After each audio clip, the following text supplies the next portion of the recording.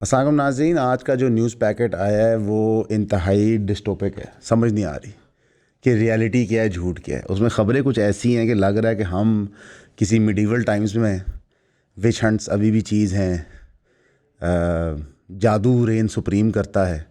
और रियलिटी ये है कि हमारे मुआशरा जिस लेवल तक तबाह हो चुका है, वो हमारा पहले टिकटॉक लाइव कल्चर था या फैमिली वीलॉगिंग था या ड्रामे थे, अब वो हमारे न्यूज़ साइकिल में नज़र आता है। हम लिटरली रिटायर्ड हो गए। सलमान ने क्लिप शूट होने से पहले कहा कि वो अफ़गान वाली स्टोरी आप कवर करेंगे। देखिए 10 पकड़े हैं लाख रुपये अंदर। पंजाब गवर्नमेंट ने नो जोक अनाउंस किया है कि अगर आप रिपोर्ट करेंगे अफ़गान नेशनल को जो पंजाब के अंदर है और वो पकड़ा जाएगा तो आपको 10,000 रुपया फ़ी बंदा इनाम मिलेगा। ये बाकायदा विच हंटिंग की तरगीब है। मिडीवल विच ट्रायल्स थे ना, ये वो है कि हम बाकायदा अपनी आवाम को कह रहे हैं कि आप पब्लिक एट लार्ज की हंटिंग करें। आप बाकायदा बंदे ढूंढ के हमें दें जिनको हम अंदर करें और उनके लिए आपको पैसा मिले। अब ये कोई कन्विक्टेड क्रिमिनल्स नहीं है। जैसा फॉर एग्ज़ाम्पल एक कन्विक्टेड फेलन है, वो गायब हुआ है, उसके वांटेड के पोस्टर होते हैं, प्राइज़ मनी होता है। उसामा बिन लादेन पे प्राइज़ मनी था, आईसिस के हेड्स पे प्राइज़ मनी था। वैसे तो सीरिया के करंट प्रेसिडेंट के ऊपर भी प्राइज़ मनी था, लेकिन वो आजकल माफ़ हुआ है। लेकिन अब बाकायदा कोई भी बंदा अगर अफ़गान नेशनल है, आप उसको रिपोर्ट करें। अब होता क्या है कि आप अफ़गान नेशनल जज कैसे करते हैं? गोरा चिट्टा सा होगा, पश्तो बोल रहा होगा, ये तो पठान भी हो सकते हैं जो पाकिस्तान से हैं, तो आप सबकी रिपोर्टिंग करेंगे 10,000 रुपये के चक्कर में। तो फिर पुलिस जाके हरासा करेगी लोगों का। बाकायदा जो पंजाब में एक कहावत तहरीक चलाने की कोशिश की गई है कि जनाब ये जो पठान हैं ये ठीक नहीं है, ये इन्वेडर हैं, ये जो एथनिक एक स्ट्राइफ बनाया जा रहा है उसको एक फाइनेंशियल शक्ल दी गई है। अब मुझे लगा था कि 33 साल की उम्र पे ये एक जॉब होगा कि आप अफ़गानी ढूंढें। ये वही अफ़गानी हैं बाय द वे जिनके इलाके हमने अमेरिका के पैसों के ऊपर रशियन वॉर में तबाह किए थे, फिर हमने अमेरिका के पैसों के ऊपर वॉर ऑन टेरर में तबाह किए थे। हमने जितना इनके सर पे पैसा कमाया है ना एज अ मुल्क, हमारे न्यूक्लियर प्रोग्राम की एक बहुत बड़ी वजह ये है कि हमने अफ़गान जहाद में हिस्सा लिया था। ये जो हम न्यूक्लियर बम है ना जिनके सर पे हम नाच रहे होते हैं, ये इन लोगों के खून पसीनों से आए हुए लिटरली। और आज हम 10,000 रुपये के लिए एक एक बंदे को उठा रहे हैं। यानी कि लेट्स अस्यूम कि एक मियाँ बीवी हैं, उनके 5 बच्चे हैं, ठीक है, 3 बच्चे हैं, 2 बच्चे हैं। आप इन सबको ट्रैक करेंगे, इनको बताएंगे पुलिस को, ये उठाए जाएंगे तो आपको फ़ी बंदा 10,000 इनाम मिलेगा। ये हमारी पंजाब गवर्नमेंट ने अनाउंस किया। ये लोग इंसान को इंसान नहीं समझते। सीसीडी दिन दहाड़े बंदे मारती है, साइबर क्राइम एजेंसियाँ लोगों को जाके मोलेस्ट करती हैं, और अब हर सिटीज़न जो है वो अफ़गान ढूंढेगा। तो लिहाजा ईऑन पॉडकास्ट बंद। आज के बाद ये सारा स्टाफ अफ़गानी ढूंढेगा। 30 लोग यहाँ काम करते हैं, दिन का मुझे एक अफ़गानी चाहिए। ये हो गए कितने? 30 अफ़गानी, 10,000 के हिसाब से तो 3 लाख रुपया। 30 दिन के ऊपर वर्किंग करें और अच्छी मेहनत करें तो 90 लाख रुपया है। 90 लाख रुपया ईऑन पॉडकास्ट की 4 महीने की सेल नहीं होती जितनी हमें ये 30 अफ़गानी ढूंढ के मिलेंगे। This is Pakistan. अगली खबर जो बाय द वे इकोनॉमिस्ट ने छापी है और इंशाल्लाह अल्लाह के हुक्म के बाद शाम की सारी खबरों में, ऑनलाइन डिजिटल प्लेटफॉर्म्स में, तज्जिया नगारों के वीलॉग में आएगा। इमरान खान और उनकी बीवी। टाइटल है आर्टिकल का, the mistake, the cricketer and the spy, Pakistan game of thrones. समझ रहे हैं आप बात?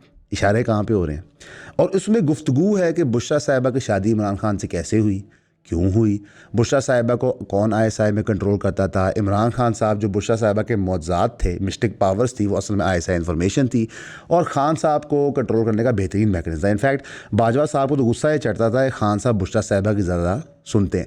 वैसे हर मर्द को अपनी बीवी की ज़्यादा ही सुननी चाहिए। ये एक अच्छी शादी को सुखी तौर पर गुजारने का आसान तरीका होता है। अब ये सारे लोग जो इसकी बात करेंगे, ये सारे लिब्रांडू दोस्त हमारे साफ़ी बड़े बड़े, ये आपको बाकायदा कहेंगे कि देखिए निजी मामलात में हम पढ़ते नहीं हैं, लेकिन देखें ना फिर खान साहब ने क्या किया।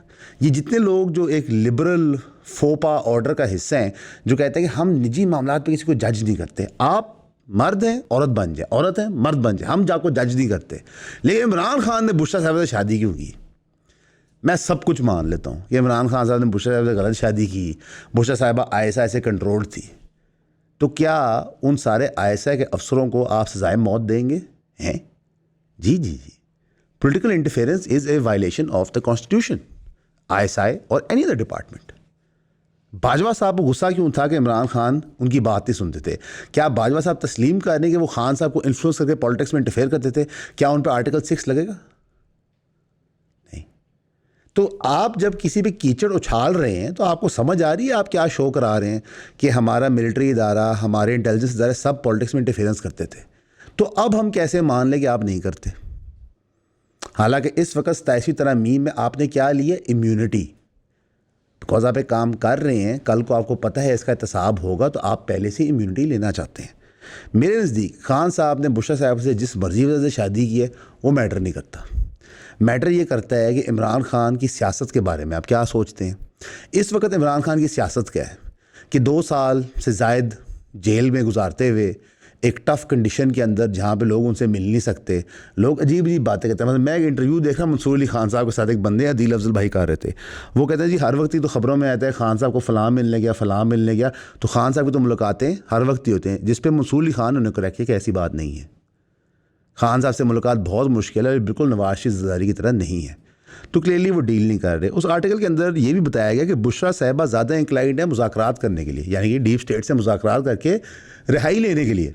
यानी कि डीप स्टेट फिर इशारा कर रहा है कि जनाब मुज़ाकरात हो सकती हैं। अगर डीप स्टेट इमरान खान से मुज़ाकरात करता है तो ये एडमिशन ऑफ गिल्ट होता है। और साथ ये भी बताते हैं कि उनकी बहन जो अलीमा है वो नहीं इंटरेस्टेड मुज़ाकरात करने में। आप देख रहे हैं क्या हो रहा है। ये वही इकोनॉमिस्ट है जिसमें खान साहब का आर्टिकल छपा था, आज उसी इकोनॉमिस्ट के अंदर एक और आर्टिकल छपा है।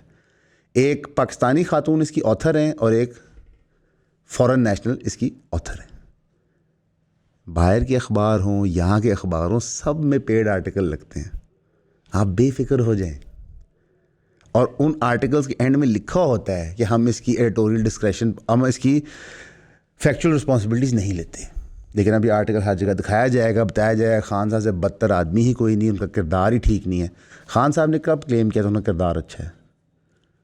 उनका आज की जो अदालत का शो है उनका इंडिया में, क्या नाम है बंदे का, बड़ा पुराना उनका सीनियर जर्नलिस्ट है, उस आपकी अदालत, उसके अंदर बाकायदा खान साहब से लिस्टें पूछी गई तो खान साहब इससे कहीं ज़्यादा होंगी।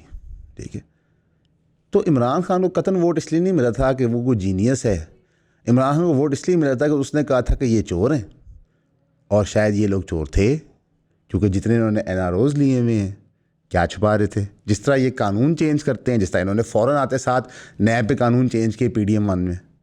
अगर PDM 1 का आप टेन्योर देखें तो उसमें एक ही काम होता है, नैब का कानून चेंज करो ताकि अपने केसेस बरी जुमा कर सको। ये 2 खबरें जब न्यूज़ पैकेट में शामिल हुई और हमारे सामने आई कि जनाब ये 2 बड़े हॉट प्रेसिंग इश्यूज़ हैं, तो शर्म से हमारा भी डूबने को दिल किया।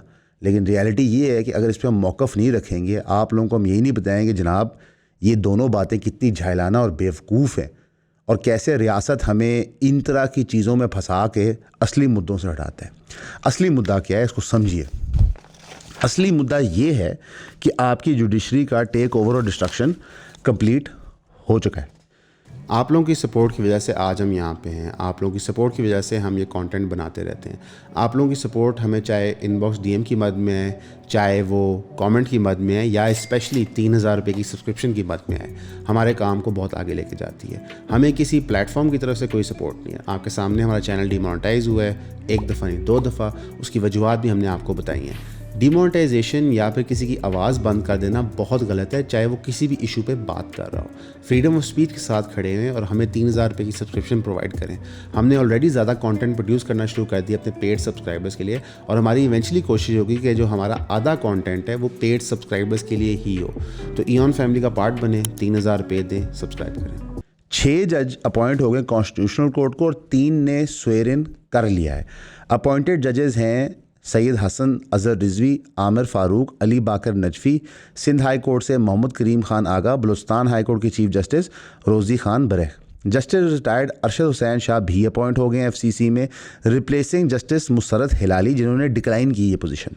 और जस्टिस अमीन 3 साल के टर्म के लिए अंडर 27वीं तरमीम बन गए हैं इस इंस्टीट्यूशन का हिस्सा। ये सेरेमनी इस्लामाबाद हाई कोर्ट में हुई थी, जहाँ पे जजेस और अटॉर्नी जनरल मंसूर उस्मान अवान साहब ने अटेंड किया था।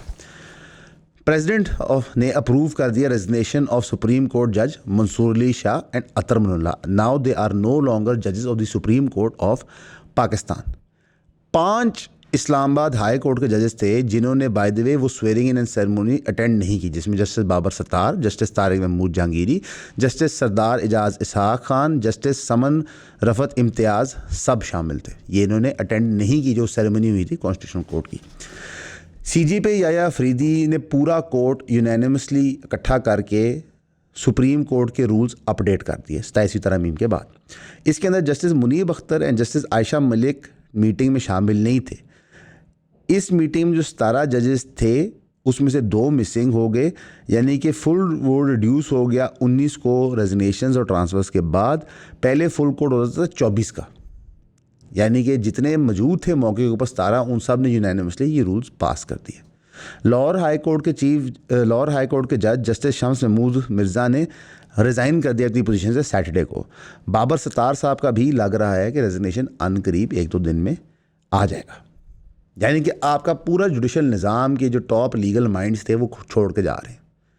यानी कि पहले आपकी जुडिशरी जो इंतहाई कमज़ोर थी, जिसमें बहुत प्रॉब्लम्स थी, उसके अंदर से आपके बहुत सारे जजेस बाहर निकल के जा रहे हैं।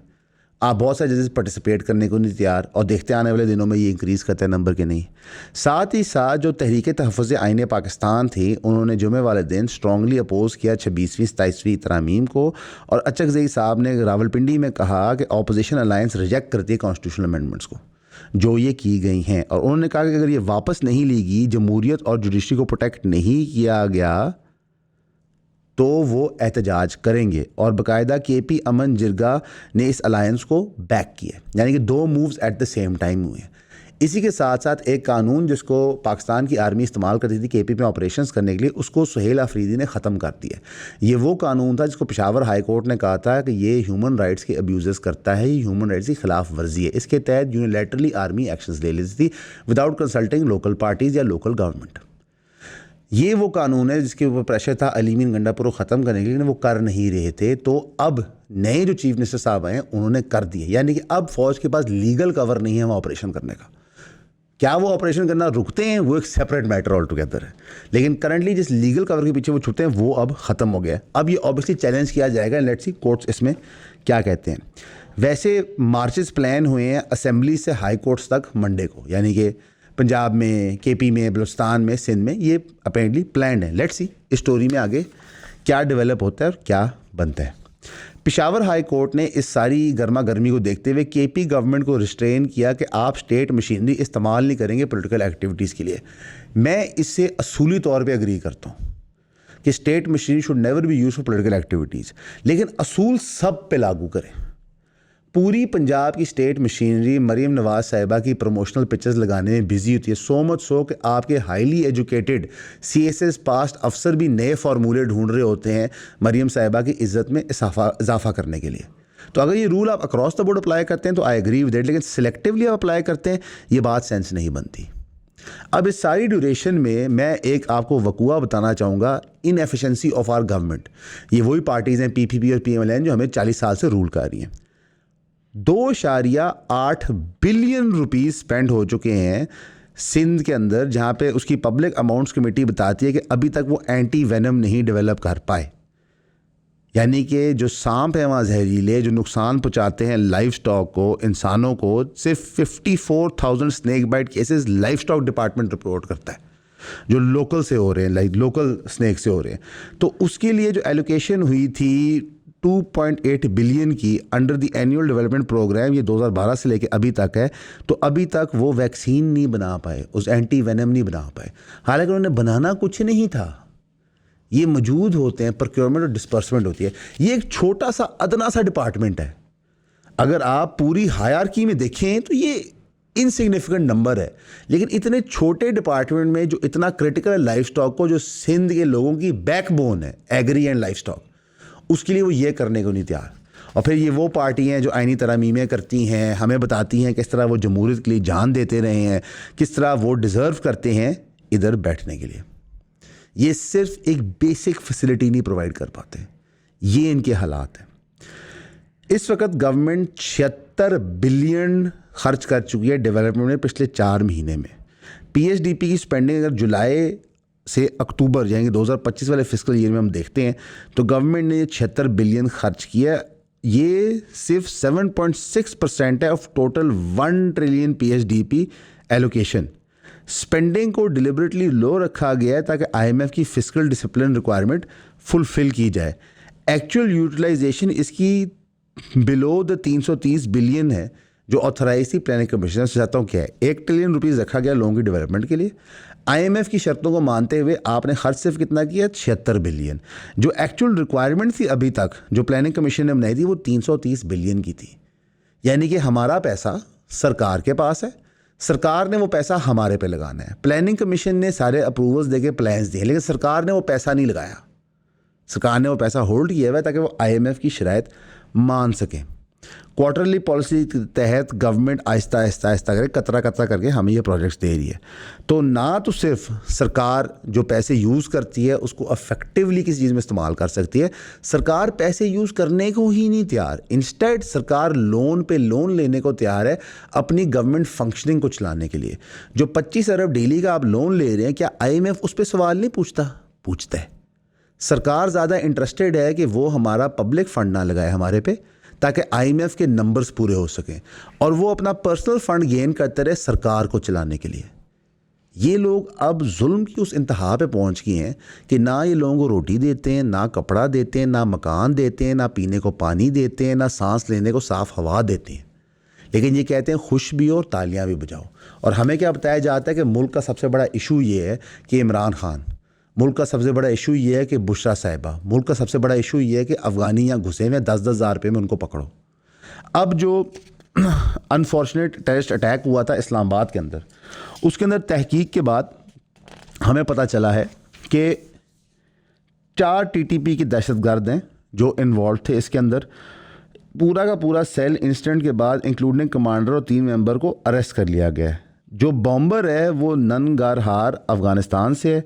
सुइसाइड जैकेट कलेक्ट हुई एट पेशावर ग्रेवयार्ड। प्लानिंग की कोऑर्डिनेशन थ्रू टेलीग्राम ऐप हुई। Bomber was Afghan from Achin Nangarhar. Suicide jacket exact Akhun Baba graveyard से ली गई। Attack plan coordinate via Telegram. TTP FA cell arrest हो गया। Saeedur Rahman alias Dadullah, Sajid Ullah alias Sheena, Usman alias Qari, other cell members जो arrest हैं उनके नाम मौजूद नहीं हैं। इसी के बाद डिक्लेरेशंस आ गई नकवी साहब की हम टेररिस्ट से कभी नेगोशिएट नहीं करेंगे। ये अमेरिका ने भी कहा था, एंड में नेगोशिएट ही किया था। अफ़गान नेशनल्स हर टेररिज्म एक्ट में इन्वॉल्व हैं केपी के अंदर, ये गवर्नर कुंडी साहब ने बयान दिए थे। इतने इररिस्पॉन्सिबल बयानात। अब ये सारी एक मंजरकशी की जा रही है। देखें, अफ़गानी हमारे दुश्मन और टेररिज्म कहाँ पे पुष्पनाई ले रही है, केपी के अंदर। आपको प्राइम किया जा रहा है, आपको मेंटली तैयार किया जा रहा है कि हमने कार्रवाई ऑपरेशन करनी है, आप इसको तस्लीम करें। और बड़े दुख के साथ कहना पड़ रहा है कि लोग बाकायदा इसका दिफा करते हैं। ये वही जाहिल लोग थे जो सीसीडी का दिफा कर रहे थे 6 महीने पहले, अब उनको असलियत समझ आई है। 85% दुनिया के इंसर्जेंसी इश्यूज मुज़ाकरात से रिजॉल्व हुए हैं। आपको क्यों लगता है कि इन पे क्रैकडाउन करने से ये मामला रिजॉल्व हो जाएंगे? भाई ये नहीं होते। अफ़गानिस्तान की जो एक्चुअल भूख है आपके लिए वो ये है कि आप उसको रिकगनाइज़ करें, उसके साथ ट्रेड करें, उसकी डेवलपमेंटल इंफ्रास्ट्रक्चर में इन्वेस्ट करें, वहाँ बिजनेस होने दें। लेकिन फॉर सम रीज़न हम उसमें नहीं इंटरेस्टेड, हालांकि we could make billions of dollars उनके सर के ऊपर। ये बात अब करके हम थक गए हैं। अब पंजाब में क्या हो रहा है, अफ़गानी नेशनल इकट्ठे हो रहे हैं तो हमारी चीफ मिनिस्टर साहिबा COP30 कॉन्फ्रेंस में ब्राज़ील अटेंड करके लंदन पहुंच रही हैं। नवाज शरीफ साहब जाती उम्रा से एयरपोर्ट से अब लंदन पहुंच रहे हैं 2 हफ्ते के लिए। ज़ाहिर है अब 27वीं तरमीम के बाद पॉलिटिकल गेम बड़ी चेंज की, तो दोबारा मुज़ाकरात तो कर रहे हैं ना एक न्यूट्रल वेन्यू पे, जहाँ पे ये डर ना हो कि अगर हम सख्त बयान दे दें तो हमें अरेस्ट कर लिया जाएगा, हमारी हुकूमतें गिरा दी जाएंगी। इट इज़ ऑलमोस्ट सिकनिंग कि किस लेवल पे मामलात और काम चले गए। वीडियो के एंड में आपको ये कहना चाहूँगा कि इंसानियत के नाते, मुसलमान होने के नाते आप वो अपने दिल में बेरहमी ना पैदा करना जो सरकार ने कर ली है।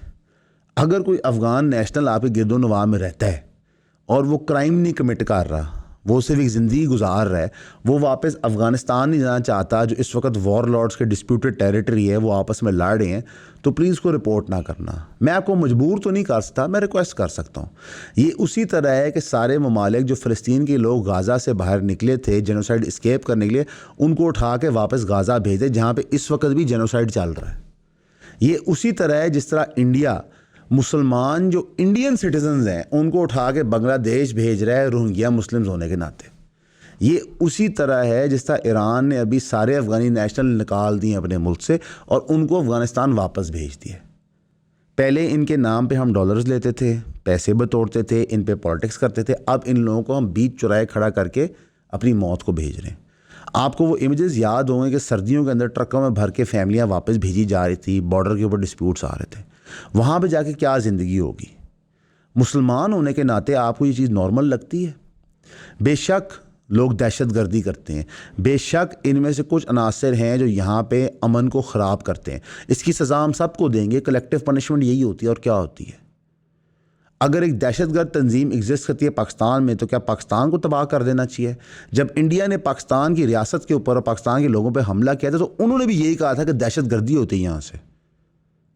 हम भी आज वही कर रहे हैं, सिर्फ क्योंकि हमारे पास बम ज़्यादा हैं इसलिए कर रहे हैं।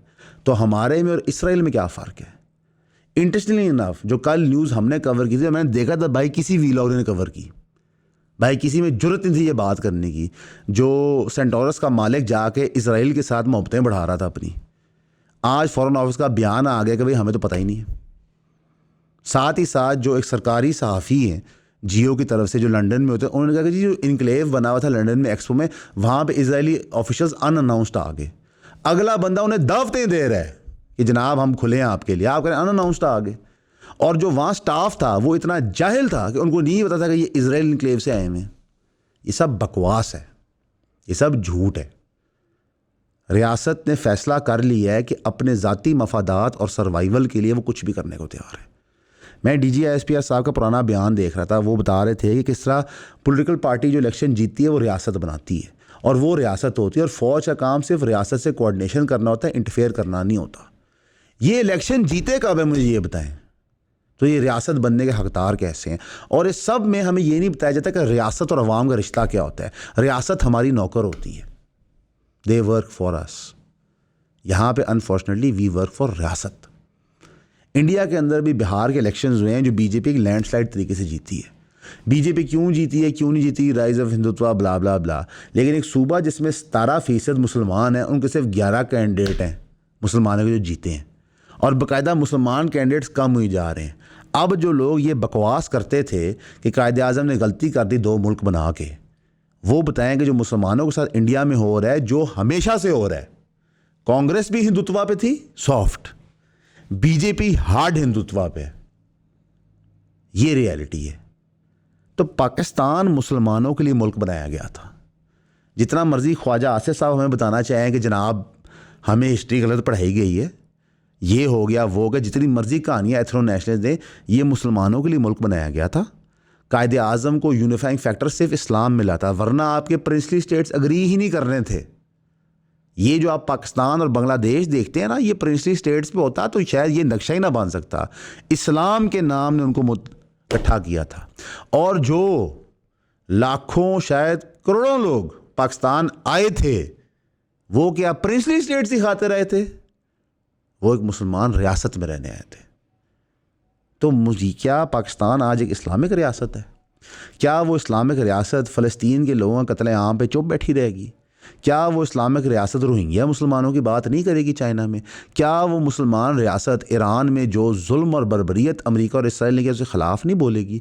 क्या वो इस्लामिक रियासत आज मुसलमान अफ़गान भाइयों को, जिनके आबाओ अजदाद के खूनों पे हमने पैसा कमाया है, उनके लिए 10,000 रुपया सुपारी रखेगी? तो सोचें, गौर करें, अपने दिल बड़े करें। अल्लाह ने इस मुल्क के अंदर हर चीज़ रखी है।